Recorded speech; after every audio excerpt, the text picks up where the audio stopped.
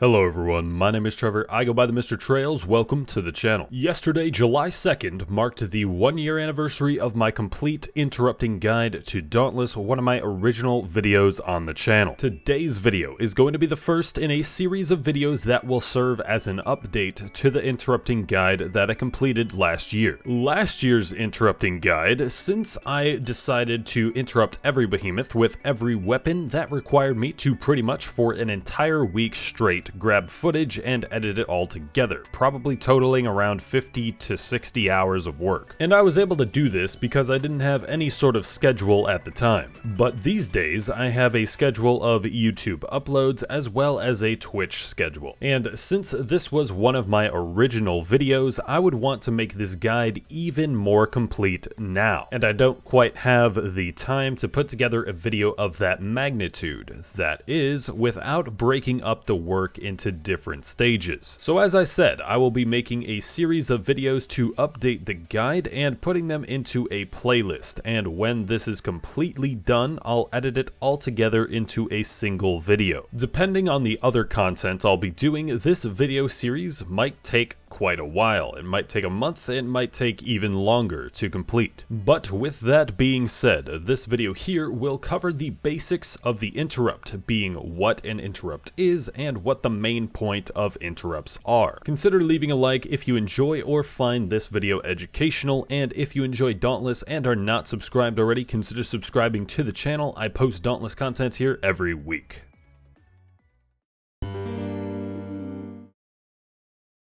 So the very first thing we have to do in a fully complete interrupting guide is ask ourselves the question: what is an interrupt? In Dauntless, certain behemoths will sometimes perform what are referred to as unstable attacks. These attacks are unstable because after they take enough damage or get hit with a certain style of attack, the behemoth can be knocked down and their attack will be cancelled. Performing an interrupt is the act of knocking behemoths out of these unstable attacks, and it's referred to as an interrupt because you are preventing them from doing their next move. Not all weapon attacks are capable of interrupting behemoths, and it is important to know which attacks can and cannot interrupt. The term interrupt is often shortened to the word boop, and the term interrupting is often shortened to booping. Interruptible attacks are usually denoted by a semicircle of spikes on the HUD surrounding the behemoth's heads. The unstable attacks on which you can perform an interrupt come in two main forms. Attacks in which the behemoth runs,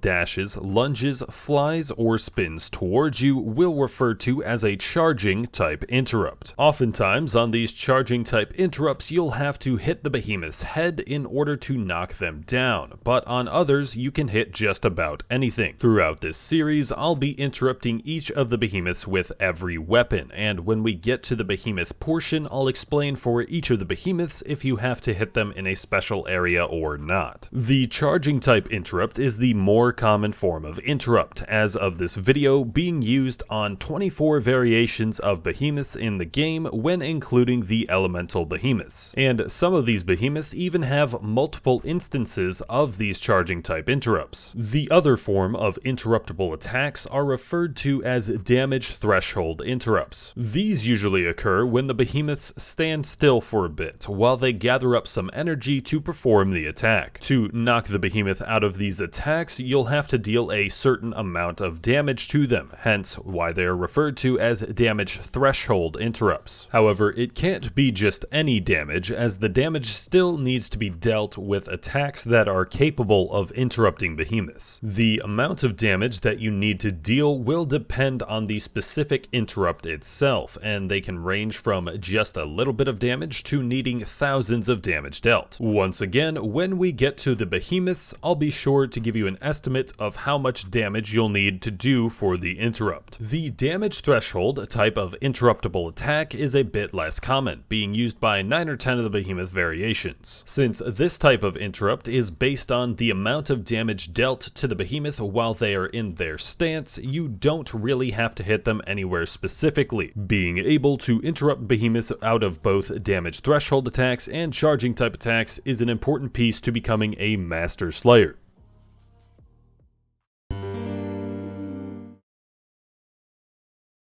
Now that we've covered what interrupts are and the types of interrupts there are, we should talk about why interrupting behemoths exists. For the player, there's one main function that the interruptable attacks serve, and that comes when you successfully interrupt a behemoth. Knocking behemoths out of their unstable attacks will leave the behemoth on the ground to recover for a period of time, and this will allow for the player to freely attack the behemoth without having to dodge. One of the key design pieces around interrupts is to give the player the ability to make fights with certain behemoths easier, but if they fail to get the interrupts involved, then the fight can be a bit more difficult. Take Riftstalker for example. When you begin a fight with a Riftstalker, it will almost always start the fight by Aether charging, then performing an interrupt. If the player successfully interrupts it, then Riftstalker will no longer be Aether charged, which will restrict it from using certain attacks. However, if the player does not interrupt it, then Riftstalker will be free to use those attacks, most notably to bring the player into the Murder Palace. And there are a few instances where interrupts are used to give you the opportunity to help your teammates, mainly when fighting the escalation bosses of Malkarian, Torgadoro, and Thrax. These behemoths have moves that will be able to down a player in a single hit, and if the player isn't able to dodge the attack, their teammates will have a chance to save them without having to be revived. And the final function of interrupting has to deal with the overpower cell. When a behemoth has been interrupted, the use of the overpower cell will provide extra damage against the behemoth while it is down. As of this video, this is still the case, though the developers have given thought into removing this function from overpower. If there is a change made, I will be sure to post an update in the comment section. To summarize, interrupting a behemoth serves the purpose of allowing players to deal damage to the behemoths while they can't attack, which can help make certain fights much easier.